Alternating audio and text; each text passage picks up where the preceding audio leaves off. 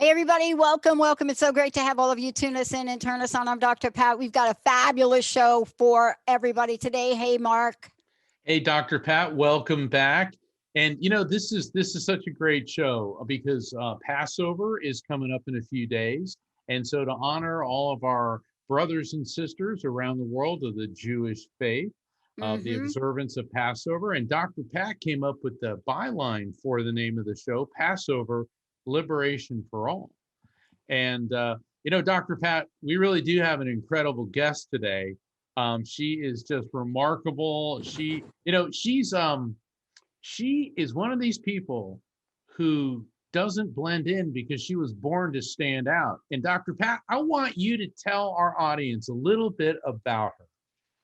Chef Rossi, I will tell you, Chef Rossi. Let me explain this. I met Chef Rossi a number of years ago, and for a while she had a fantastic show we did together. But there is a time when you learn to have a voice in this world, and you get to the place where you're on this pivotal moment where you're either going to shut your mouth or you're going to open it and stuff's going to come out. And that's what most of us have gone through for the past 4+ years, maybe even longer. But then you sit down and you write a book called The Raging Skillet, and then you can't hide anymore. So there's that. And then that becomes a play, and then you really can't hide anymore. And then you are a successful chef, and you're cooking and you're catering, and you're in the middle of New York. And then you get COVID. And then what happens? Then Dr. Pat calls you and said, can you please make me a blackout cake? Right? But here's what I know. Every show we have is about truth, and it's boundaryless. And whether you want to read about this true life story of this incredible woman, or you want to follow her on Instagram, or you want to follow her on Facebook, or you want to see the messages and the truth telling that over time she and I have done, it's either going to be the relationship for you, like a good chicken soup is, what we're going to talk about here today, or it's going to be some kind of fried something with a glass of wine. But today it's about Passover. Chef Rossi, it's great to have you here, girl. Thank you. God, with an intro like that, I feel myself floating up to the ceiling already. Well, that might be gas. I had lentils.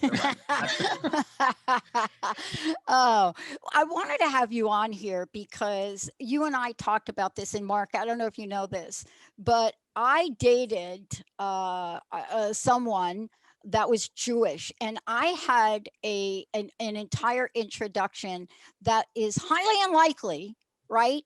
To this kid, Italian kid, right? And I was introduced to so many traditions. I was introduced to something called Seder, if I'm Yeah. pronouncing Mhm. that right. Absolutely. And I've never been as drunk in my life. Yeah, I know. Because by the time you eat, you've gone through so many glasses of wine, there's so many prayers, and another glass of wine, and another glass of wine. It takes you hours to get to the food, and you're totally looted by then. And nobody told me, just sip it. You don't drink the whole thing. It's not like an Italian toast where you bring the thing up there and you scooch the whole thing down.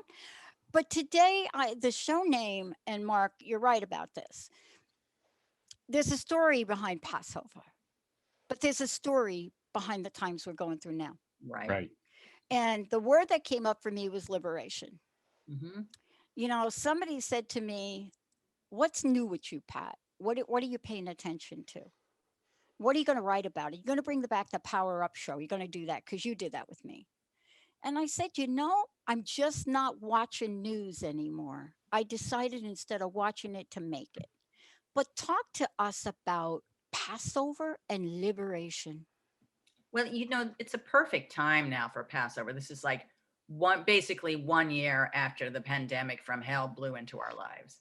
I mean, I think about where I was at the end of February last year and the beginning of March. I was getting ready for the biggest catering season I'd ever had in 32 years because so many people wanted to get married in 2020. Yeah. And even a lot of people whose wedding I was supposed to cater in 2019 decided to wait a little longer so that they could get married in that magic number of 2020. I got a feeling all those people are kicking themselves, but I digress. In any case, and then all of a sudden, at first, I started hearing about some events that a friend of ours was working on where the guests were coming in from China or she was going to Thailand. There was a lot of long-term travel that we're canceling. And then just like a domino game, just everything just kind of imploded. And all of the restaurants shut down. New York became immediately a very strange, dark, and kind of scary place because I realized all those lights that I'm used to seeing were dark. The doorman next door, who I count on for security, was furloughed. All the restaurants were shut down. All the lights were out. So I went into my kitchen to start making soup because I thought, when times are hard, make soup. And I left the kitchen after nightfall, and I actually felt really creeped out on my way home, like I was in one of those science fiction movies, and I was waiting for the zombies to get me. But then, slowly, as we've all had our own journey. I mean, being a wedding caterer in a pandemic is really, and we were talking earlier, it's about as great a thing to be as being a Broadway star in a pandemic. We sort of have the same amount of work happening, but the thing to do is just to find your core and find your love and do something with it. So we spent, my maitre d' and my office manager and some of my best people, we spent 3 months cooking for people in need because we had this giant kitchen. And we also had a ton of food that was going to go bad because we thought we were about to cater all these weddings. And then that wound up being such a love fest for all those months. And it really got us through the worst time of it. And I started doing a lot of things during the pandemic that I never normally do, like take endless walks around Manhattan, all around the city, 10, 20-mile walks some days, and stopping and noticing things I never noticed before. And so I'm like, oh, I'm finding all of this beauty that I just sort of ignored. And when we had the last Passover Seder, everyone was very new to Zoom, including me. And so we didn't have a choice but to do the entire Seder on Zoom. And it was really funny because none of us really had down how to behave on Zoom. Like didn't quite understand that you are visible. If you're on Zoom, you can't just turn around and do something embarrassing, and we're all going to see you. But we had like one guest who decided, she would just start doing her paperwork because the Seder was so boring for her. We're just like, we see you, It was like that joke Saturday Night Live did where they had an older woman in the office who wasn't savvy and the hipsters were savvy. And she's like, oh, I think I'll just go to the bathroom now. And everyone's like, no, we can see you. We can see you. But this year, now we're a year later, and I'm going to be able to have an in-person Seder, which is great. Wow. Because it's a small Seder. I'm just going to have it for 6 people.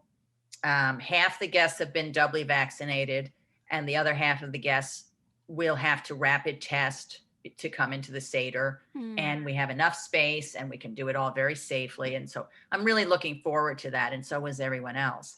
But I think the story of Passover, I feel I really equate it with what happened with COVID. And I've been talking about this a lot lately, but I basically am seeing COVID as the Pharaoh. So, in the Seder, you talk about the 10 plagues that God sent upon the Pharaoh to let the Hebrews go. So now what would the 10 plagues be that was sent upon the Pharaoh COVID? Well, obviously the vaccine is a plague. If you're COVID, you're not going to like it. We like it. Truth would be a plague because misinformation has really helped COVID. COVID had a good old time because everyone was lying about how bad it was. I won't say he because that's not nice to the boys, and it certainly won't say she. But so I'm kind of feeling like the whole story of this oppression and this exodus from this cruel, terrible dictator and the cruel, terrible dictator of COVID is really relevant for Passover. And so now we're all starting to get vaccinated. We're all starting to see the light at the end of the tunnel. And we all want to have our exodus from the pandemic. And I think that what's coming is really huge. I mean, I can kind of feel it bubbling. It's a little bit like what happened in the last pandemic. The last pandemic was 1918, right? The Spanish influenza, right? Right. But what happened right after that? The roaring 20s. People are like, we survived this, now we're going to party. So we have to have our exodus from COVID, and then it's time for, I'm going to say, years of partying. I mean, I think the weddings I'm going to cater this summer are going to be the wildest thing I've ever seen. I can feel it. People are they're just ready. And, what can I say? I am too. You said something, Chef Rossi, I don't mean to interrupt, but sure. When you talked about the Seder that you're preparing, I couldn't help but to think it reminded me so much of what I know of the original Passover. In other words, the Hebrews they're huddled together in their home, and in the biblical account, the Torah account, the Hebrews put the blood of a lamb above the doorpost so that the angel of death would pass by, and symbolically, the people who've been vaccinated and the ones who've gotten the rapid test, that's sort of the blood above the doorpost. Right. It was just resonating with me. Pass you by because you took a little. That's a good analogy. I like that. There's a lot. You could go back and forth a lot. I mean, I was thinking in the Seder, I want to sort of change it to see how it would be relevant. Like when we do the plagues, what is it, like frogs, lice, pestilence? Frogs, locusts, lice, fire, the Nile turning to blood. Wild meat. And I have a question. I know because I've had Jewish friends that have invited me for the Passover Seder, which I thought was really cool. And it's funny because having been raised Catholic, when they start taking the unleavened bread and the wine, I'm like, wait a second, this is communion. Which the Last Supper was a Passover Seder. It was a Passover Seder. Passover Seder. It was Jewish. I mean, it's all, we should all just get over all this infighting with religions because we all come from the same source. I mean, come on. Whether you're Jewish or Christian or Catholic or Protestant or whatever. Dayenu. Well, with the food, I know that, and correct me if I'm wrong, there's the salt water for the tears, the bitter herbs for the suffering, the unleavened bread because, they had to hurry. Had to run before the bread. So what do you do? Do you mix that up? Do you stay traditional with that? Do you put the Chef Rossi twist on it? What do you do? Well, for the Seder plate, I stay kind of traditional. So I'll have the matzah. I'll have the bitter herbs, which I usually like the beet red horseradish. That's my favorite. I have the salt water for the tears. I have the charotzets, which is my favorite thing to make. I have a great recipe, which I make with Macintosh apples and toasted walnuts and Manischewitz wine and cinnamon. Love that stuff. And we have the leafy greens, and usually you'll have a little parsley or scallion or something else. I kind of like to stay traditional with that. And with the meal, I usually try to have some traditional things because when else will you have matzah balls? Like I could not have matzah balls and do matzah meatballs instead, but this is the only time of year people are probably going to have matzo balls. So I give them matzo balls, and I'll give them things you wouldn't have the rest of the year. And I'll have, roast chicken and, stuff like that. But then I like to do fun things too. So this year I'm going to have as an appetizer, I'm going to make matzo nachos. Oh, no kidding. Yeah, Wow. I'm excited about it. I want to have all the kinds of things I would like to eat if I was 8 years old. And we're also going to have a matzo lasagna. And one of the desserts, Passover desserts are really the best part of Passover. Hands down. The food is, who cares? But the desserts are what it's all about. So we're going to have matzo crack, which is sick. And certainly those dark chocolate covered macaroons that Oh are my gosh. better than a Mounds bar. Oh I'm my convinced gosh. that's where Mounds bar came from. And, it's great. And I have something I make a lot during the year because I love making it, which is a dark chocolate dip bacon. But I'm going for Passover. I'm going to do a dark chocolate dip kosher beef bacon. Oh, okay. Yeah, There it'll you be good. go. That's a way to get around that, right? Yeah. Wait, kosher bacon. I went to law school and I never heard any of my Jewish friends saying kosher bacon. There's there's kosher beef bacon. There's also a kosher lamb bacon. Yeah. I don't like the lamb bacon. The beef bacon actually tastes a little more like pastrami than bacon, but it's pretty good. Oh, that works. Yeah. But I'm sorry. Go ahead, Dr. Pat. I think one of the things we're talking about too, though, and Mark, thank you for that, to bring that up is, I think some of us grew up in families where food really was the landmark, idea for celebration. It was also a landmark idea for grieving. Right? Yeah. Somebody gets You're born. Italian. It's a landmark idea for everything. It is. It actually, and somebody dies, you have the biggest party. You never seen the person when they were alive, but they're gone now. So everybody comes together, and it's like a 3-day event. But I think about this, and I think about it is a celebration, but it's a remembrance. It is a time to really come together and literally integrate, ancient traditions of spirituality and gratitude. And yet at the same time, don't forget. And my greatest concern is we're going to have a major forgetter. Like our brain's going to become a forgetter. And, I don't like to hold on to the gloom and doom of this, but there was so many lessons. So many lessons. I think it's okay to not dwell on the hard, painful, excruciating parts. Right. All of those great things that happened, the way parents got closer with their children than ever before because they were homeschooling and working from home. The way couples, if they didn't kill each other, got closer than ever before. The way people stopped and started noticing nature, playing with their kids in a way they never had time before, reading and doing things. I mean, all of that, we have to keep going with that because it's too precious. That's an excellent point because, I live on Barrier Island, East Coast, Central Florida. And COVID's in Florida, especially in South Florida. But I don't want to say that I was remote because it's definitely a threat here. But all of a sudden, everything slowed down. The air got cleaner, the oceans got cleaner.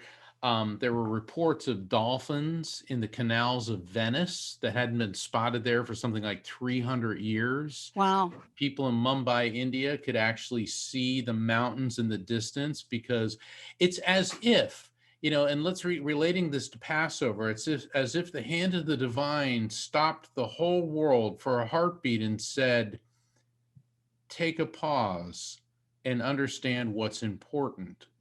And I wanted to get, and that to me, Chef Rossi, sounds like that's what you're talking about. Oh yeah, you're really right on. I mean, I never smelled and felt the air so wonderful in Manhattan as when everything shut down.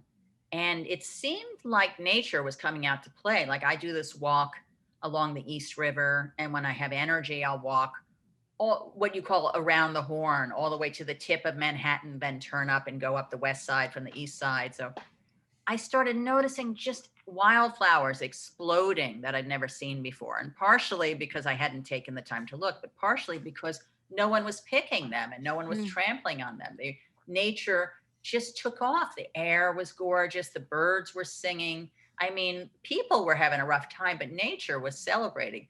And just this week, I saw a post on Facebook that there were 3 dolphins spotted, I think, in the East River in Manhattan. Wow. Wow. I mean, nature has really, really, really enjoyed this break.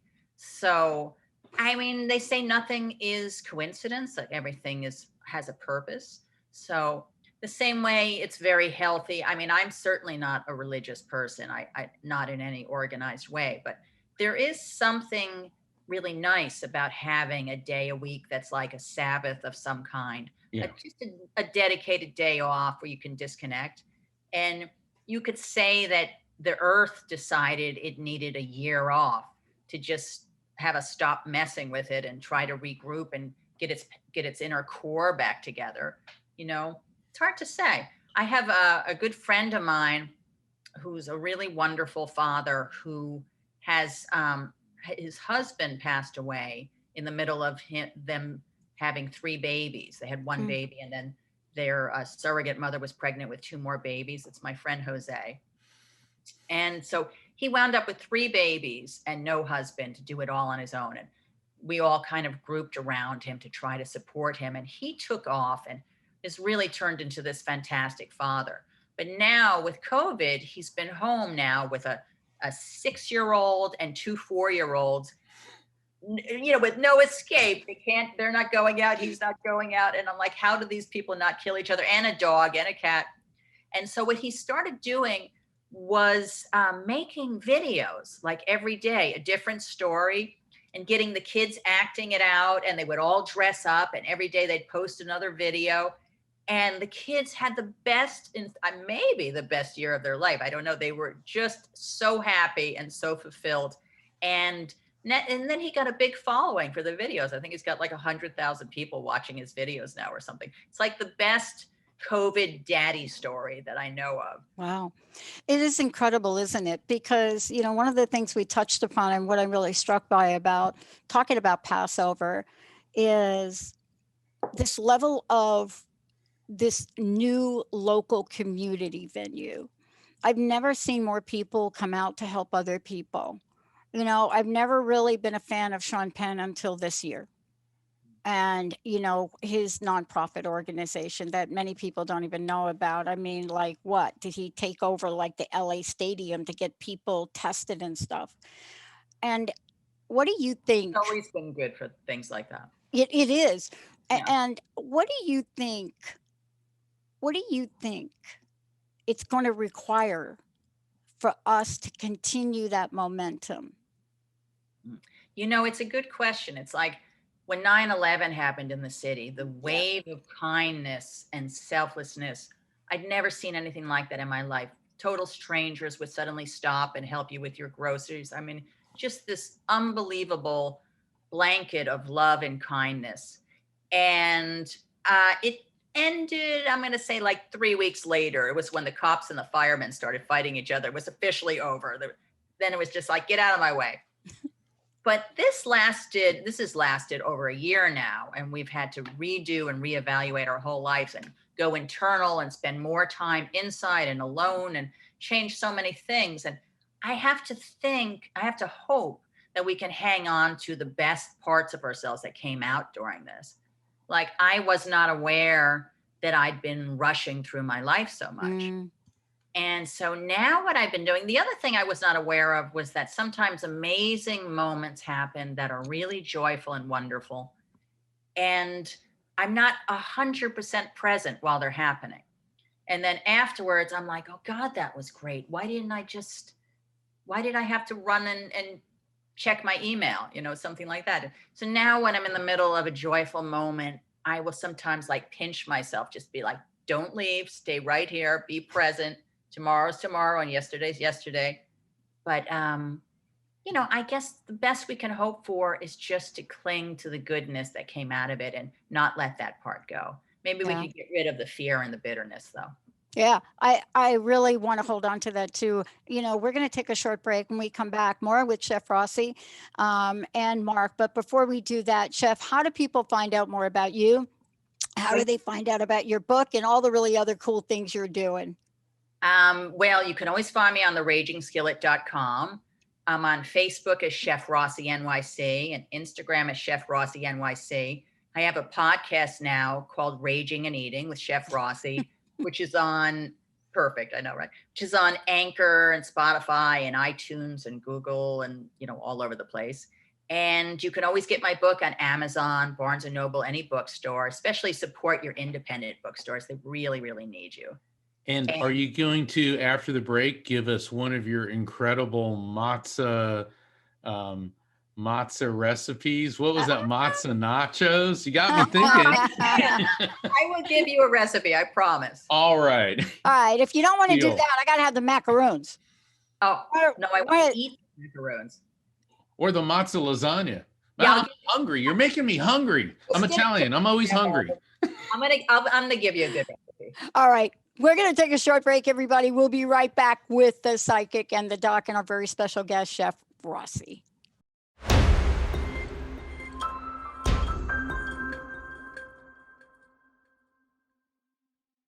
Hey everybody, welcome back. You're listening to The Psychic and the Doc. I'm here with Mark Anthony, the psychic lawyer, myself, of course, Dr. Pat, and Chef Rossi. Please check out Chef Rossi. Just Google that. She's like everywhere. She's like one of these little pop-up dolls. So everywhere, Chef Rossi, there she goes.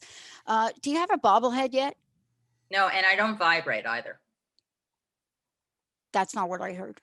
Oh, okay. Well, I'm not even touching that one, ladies. I'll come back to that. We'll talk about that later. We have Angela on the phone here. So, Jacob, you want to connect us? Sounds great. Let's bring on Angela from Oregon. You're on with the Psychic and the Doc and Chef Rossi. All right, Angela. Hello. Hi. How can we help you today? I was calling because I called in last week, and I was Angela from Oregon. I was the second caller to talk, and not until I listened to the show after I got off did I realize that the person that was coming through for the first caller was everything lined up for me. And as I was hold on, Angela, I don't mean to interrupt. Was this the guy like on could be father grandfather level? Kind of a portly guy, definite cardiovascular issues, a lot of smoking with him. Yeah, well, yeah. Okay, because he's back. Okay, he's back. All right, yeah. Okay, he's back. Give me a second here. All right. First off, he's excited that you called back in, and he's zeroing in on the Scorpio timeframe, which would be sometime between October 20th and November 20th. So what that could indicate is significant births, deaths, anniversaries, or events connected to you or someone close to you or to him between October 20th and November 20th. But he's given me Scorpio timeframe. And that's an interesting timeframe because you got both Halloween and Thanksgiving and Veterans Day in there. But he's zeroing in on that. Does that timeframe make sense to you in any way? Not for the past. Well, not for the past. What about for the future? Well, not that I know of at this point, but I'm trying to figure out things for the future. When I originally called in last week, it was I had promised a friend that the next time I talked to you that I would ask about any issues maybe going on with him, and so that might be a future. Yeah, because let me tell you something. This is resonating really, really big. And he is focusing on what's with you and all the lactose, the cheese, the milk. Do you have an issue with lactose, cheese, milk? Love it? Or is there some type of issue? Because I'm getting this big time. I'm trying to think here. I tend to avoid milk, so. Well, that's a yes. Okay, that's a yes. Okay, so that means we're tuned in. Normally, when I do a reading, a private one-on-one reading, I spend about 15 minutes of a pre-explanation before we get into it. So basically, he's locked on to me now, but that's what he brought up. You try to avoid the milk. That's a yes. Now, hold on. You said that you've got divergent pathways. Yes, yes, yes. We all do. I want him to give me something better than that.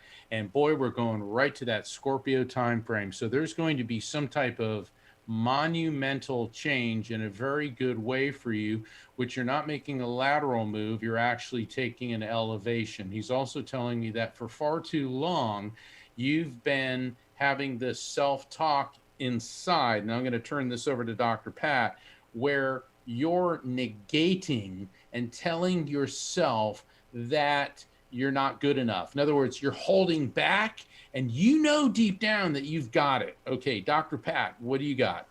Yeah, I'm just curious about this as well because you wanted to get some help for your friend, Angela, right? I think you said that about a minute or two ago. Is that correct? Yes. You're worried? Yeah. I mean, I have a pretty good, I do home care. I have a pretty strong medical intuition. And even though this person appears really healthy, like I've always had a sense that something's not right. But also for myself, I've had a lot of medical issues and, have been really diligent about following those instincts. So what happens when you say to your friend, I'm really concerned about you. I'm worried about some health issues. Do you do that?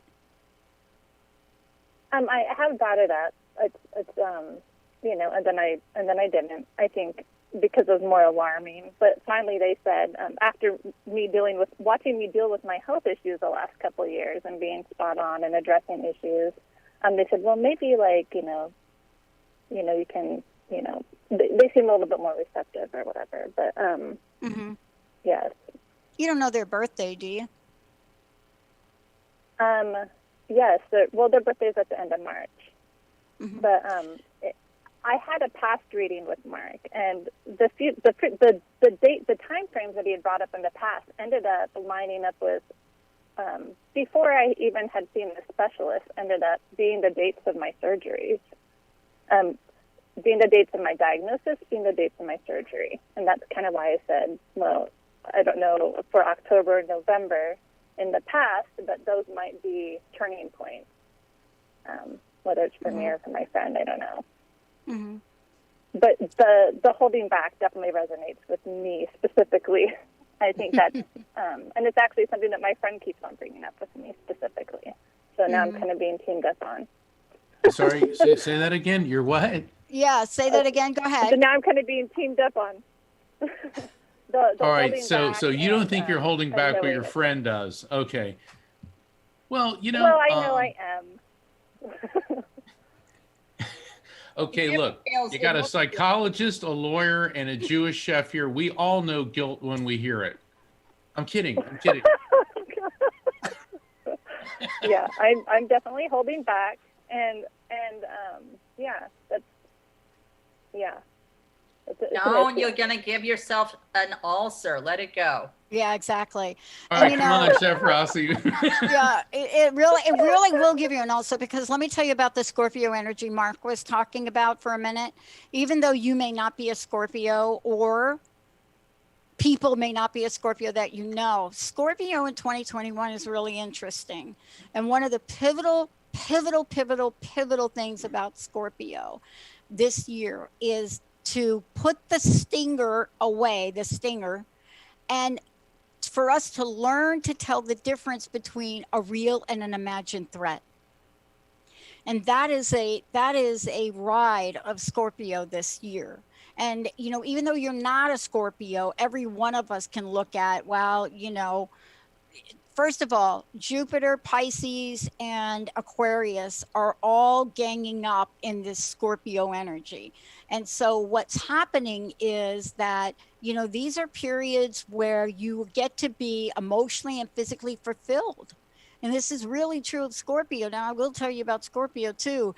They are very sensual, very sexual energies, but that may not be true. The real key here is to really learn the discernment on things. And it's like Chef Rossi said, God grant me the serenity to accept the things right. And courage, to change the things you can and the wisdom to know the difference. I mean, this is really that pathway you're walking now. This is the pathway, and you're more than halfway there. You're more than halfway there. I feel like I'm kind of on the verge of some major decisions. You're on the verge. And I don't believe in balance. So let me be really clear for a minute. I don't believe in balance. I don't think balance really exists. I don't know who made that up. Somebody made that up, like maybe some cave person made up balance. But they didn't even believe in balance because they didn't have balance. They had to eat and do other things. That's what they did. There was no balance. Right. Harmony is what you want to shoot for. Yeah. Angela, you know what I mean? Harmony. You want that harmony. You know, you may be over here doing this, and you may seem like you're off course, but you're not. So long as you're putting your priorities where your heart is, you will get a harmonic result. That's what you got to do. You got to straighten out your priorities, okay?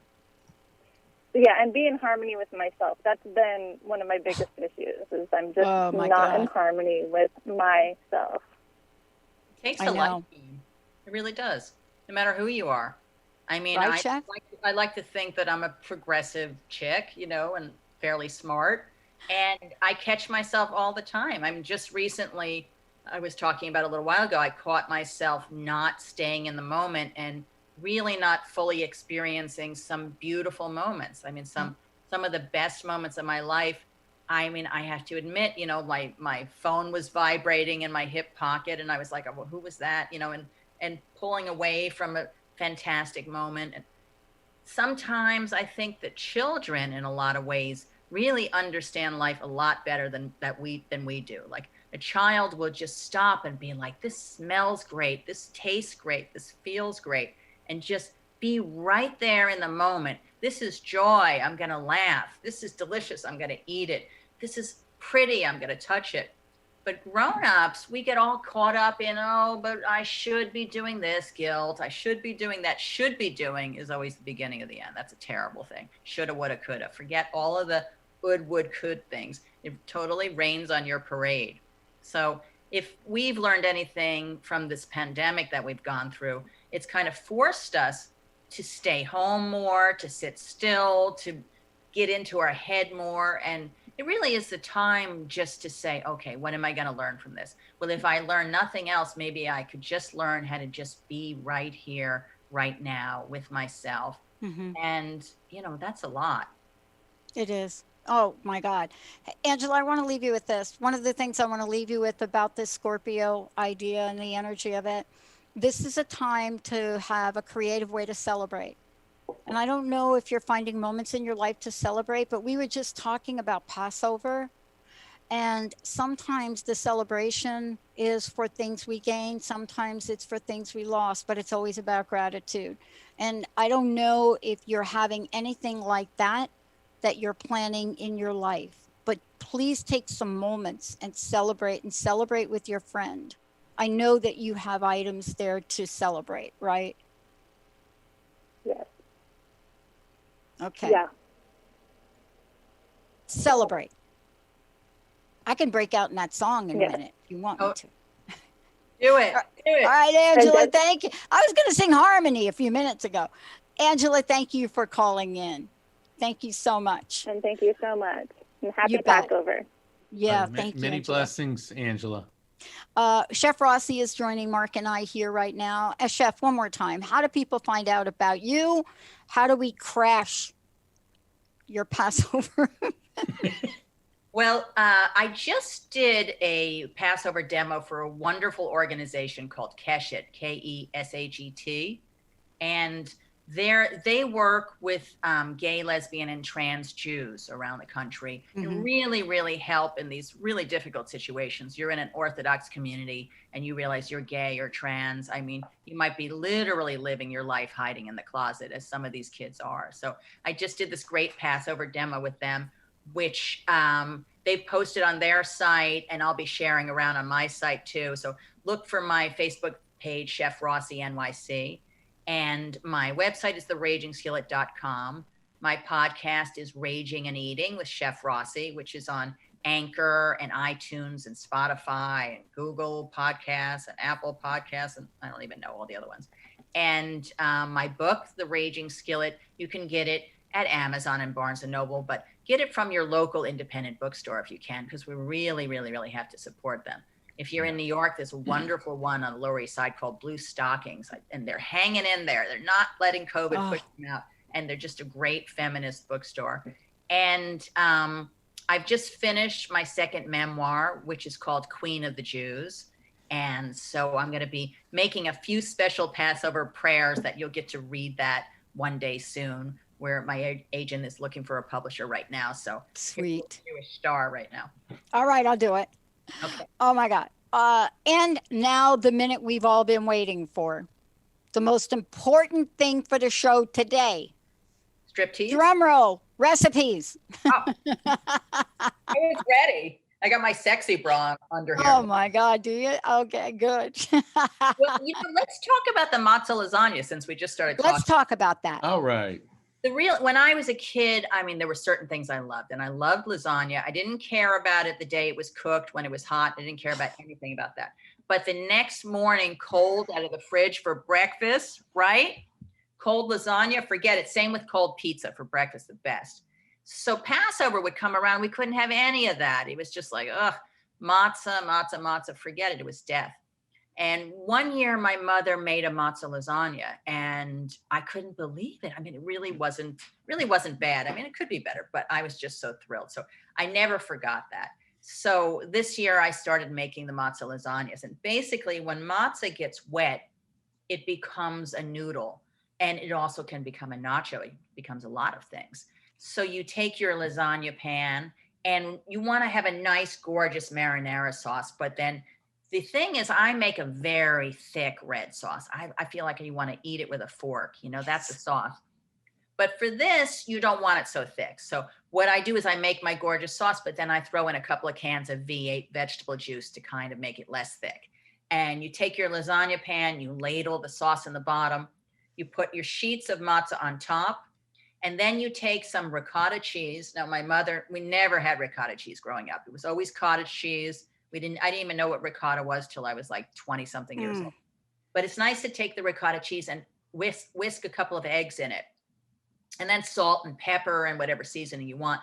Lay that on the matzah, and then lay some grated mozzarella and some Parmesan and some more sauce and another layer of matzah, and do it over and over again, like 3 layers.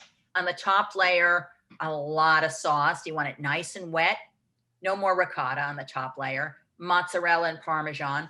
And then you want to tent the foil over it. You don't want the foil pressed onto the cheese because you don't want it messing with your beautiful cheese. So you kind of punch it up so it makes a bubble.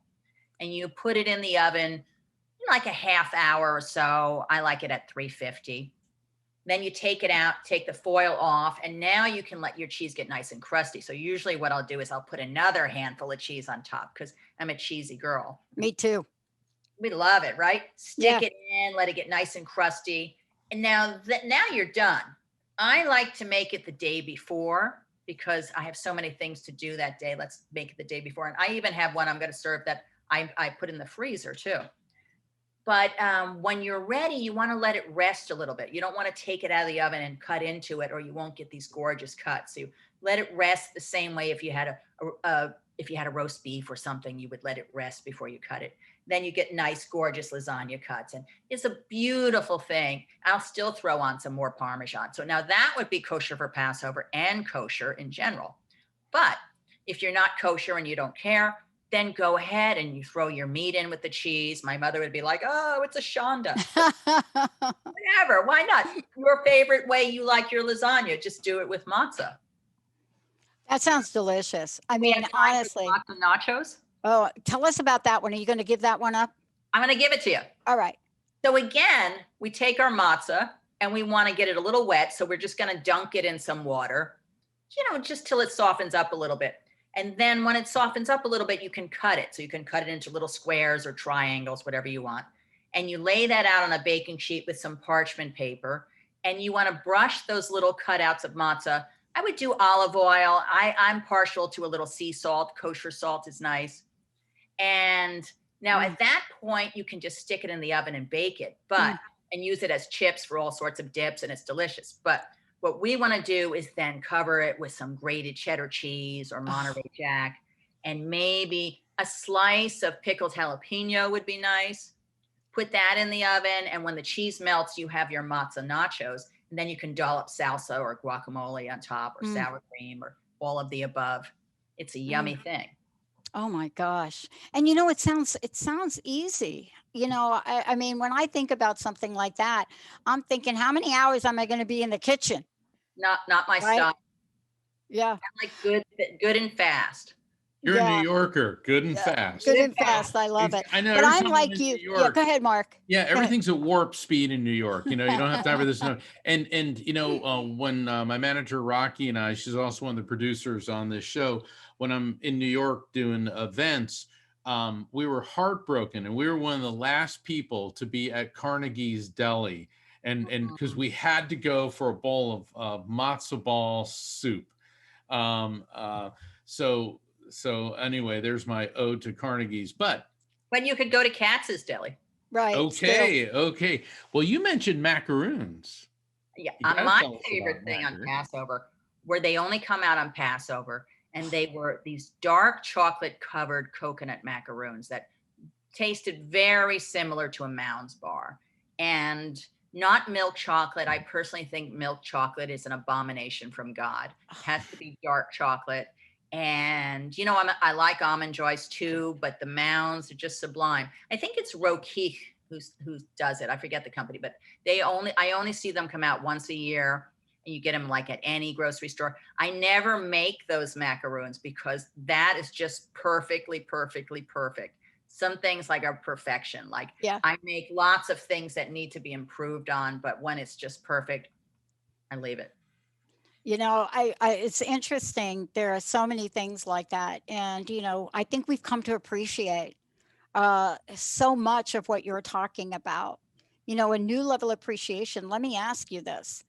I know for me, I have a new level of appreciation. My best friend Linda just packed herself up and came out here, thought she was going to be out here for a little bit, go to Jessica's wedding. And, lo and behold, I make a decision to have 2 knees replaced. And here she is like a trooper, hanging in here with me, just listening to me whine, but there's a new appreciation.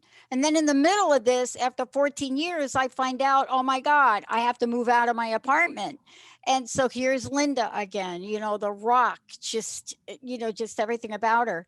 And I thought to myself, life is too short not to bring in this level of appreciation, to find those moments of appreciation in COVID.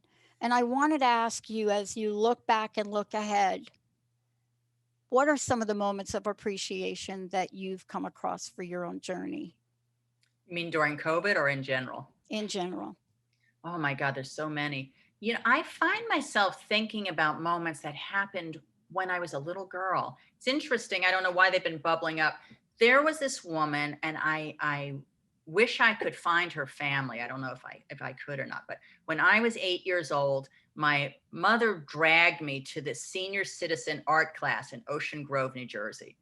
So I was 8 years old. I didn't want to be hanging out with a bunch of old ladies. No offense. I am one now, I think. But it was it met my mother's criteria, which was that it was free. And so she would drop me off, I think it was every Wednesday night, and they would sit me with a sketch pad, and I would have to sketch some still life thing. And I was a cartoonist. I was a really avid cartoonist. I didn't know anything about sketching still life. So all the students would have these beautiful images that looked like the pear and the flower, and I would have something that looked like, a kreplach and a dumpling, And this woman, Catherine Hopper, this very sweet smelling elderly woman with white hair, and she smelled like flowers and perfume, and she powdered her face, and she just was very soft. She started coming over and instructing me on what to do very gently. The teacher really didn't give a hoot about me, but she very gently helped me get it to where it started looking 3-dimensional. And then there was this little break room that had Dunkin' Donuts, and that was what I lived for.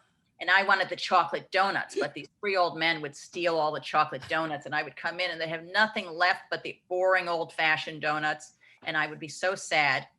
And Catherine sized up the situation. She went over and told those old men off. I don't know what she said, but from that point on, every break there was a chocolate donut on a plate waiting for me. Wow. She was just so kind to me. And unfortunately, she passed away when I was a little girl, and I never got to say goodbye to her. I wrote a card to her that she never actually got because she passed away before I had a chance to give it to her. But I think about her every time I draw something. Well, not every time, okay, but often when I draw something and when I paint something, just the kindness that she saw this rotten little 8-year-old badly dressed girl, you know, in her Kmart clothing, misfit, you know, and just decided to be kind and shower me with attention. And, you know, it was just a beautiful moment. Yeah. How does it get any better than that? It doesn't. Right. Wow. You know, it's amazing. And that's why we all have to take a moment and realize that spending that little bit of time and encouragement to a child makes all the difference. Yeah. Chef Rossi, thank you so much for joining us today. Thank you. I love that. Yeah, thank you for taking the time. And, you know, I look forward to catching up with you and just chatting about ideas. Maybe you'll give me some chutzpah and help me get off my rump and get some of the things done that I'm called to do. I need a little Rossi. I'll give you all the Rossi you can take, but you don't need any more chutzpah. Mark, what a great show, right? Thank you. Oh, way too much fun. And I think we need to have Chef Rossi back on one of these food-oriented holidays. All right, I'm down. Yeah. You know, I had to whine a little bit to Linda and say, you got to find me a blackout cake. Of course, they're impossible to find. I think she tried for 5 minutes and said, you remember my friend Celeste was on the show with me last year? Yeah. We found one. She wanted to ship it to you, but we weren't sure if it would survive being shipped. Oh, have her call me. I'll pay for it. Okay. I'll pay for it. All right. I'm going to put you in touch. Call me. I'll pay for it. I'll pay for it. Chef Rossi, I'm Dr. Pat, Mark Anthony, and we will be right back here with the Psychic and the Doc next time at this time. See you, everybody. Good night, everyone. Hey, everybody. Thank you for tuning into the Psychic and the Doc with Mark Anthony and me, Dr. Pat Baccili, right here on TransformationTalkRadio.com. Hey, look, come back next week so we can explore with you more of life's many challenges and learn from fascinating guests. And you know what? Even Mark and me. We'll connect you and discover insights from people in this life and from the afterlife. Extraordinary problems? Yeah, they do. They require extraordinary solutions. But step into the world of possibilities with us on the Psychic and the Doc.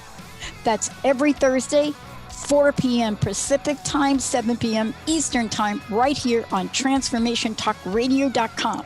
That's TransformationTalkRadio.com. And don't forget, we're also live face-to-face on Facebook.com, Transformation Talk Radio.